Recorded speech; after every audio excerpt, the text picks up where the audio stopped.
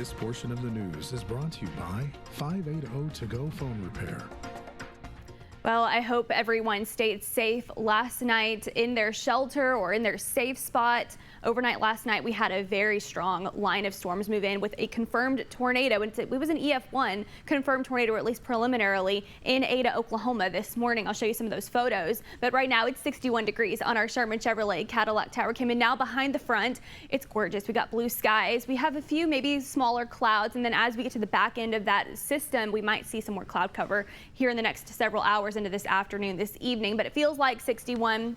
Those southwest winds are 13 miles per hour. Those are going to pick up today. We could see wind gusts up to 40, 45 miles per hour through today and through tomorrow. We have wind advisories out through your Wednesday. But here's a look at power outages all across Texoma. 5,670 for Grayson County. Now that is isolated. You might think that's a really large number, but it's a ratio of how many people are without power versus the population of Grayson County, which is about 80,000. So when you think of it as 5,000 versus 80,000, it's a little bit isolated. Whereas in Bryan County, there's a lot less of a population, about 22,000 people that have power, but now 7,000 are without power. So it's a little bit more scattered, a little bit more people versus the population are without power. Same goes for Pontotoc County, 6,522 folks out there without power this morning where that EF1 touched down. But here's a look at those storm reports. Confirmed tornado up in Ada.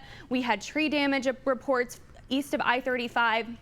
A lot of houses were also reported that they were hit by trees falling from the wind, some large hail down south of the Red River, and some of the same goes for southeastern Oklahoma. But here's a look at the storm damage from Ada. This is Jerry Bridger. This is just one structure damage there. This was from that EF1 that came through. Here's another picture, a lot of damage, a lot of debris lying all over the place. Here's some damage to some of those power lines, and then here damage all across the area there, and a barn or maybe outhouse there or something had damage as well going into this morning. So lots of damage, lots of photos. We really appreciate the photos being sent in. It helps us to really depict how bad this storm was, and it helps National Weather Service survey a lot faster. But here's a look at radar reflectivity. Now we're seeing that system wrap around. This is where we're going to maybe see some more cloud cover later on this afternoon. The severe threat now well off to the east, and now we're just clear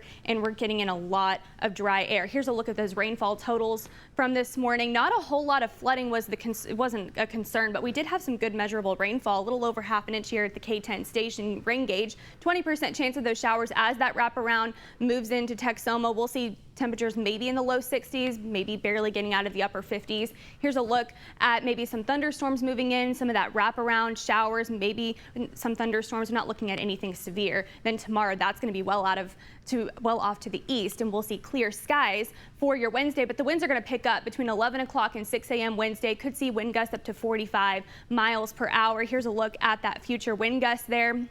Looking at those winds shift from the north today into tomorrow, going to be bringing in some much colder air. Here's your 7-day sponsored by Get Roofed. 56 degrees for a high tomorrow. 61 Thursday. The cloud cover rolls in, and then don't forget we turn forward those clocks Saturday into Sunday with thunderstorm chances Saturday afternoon.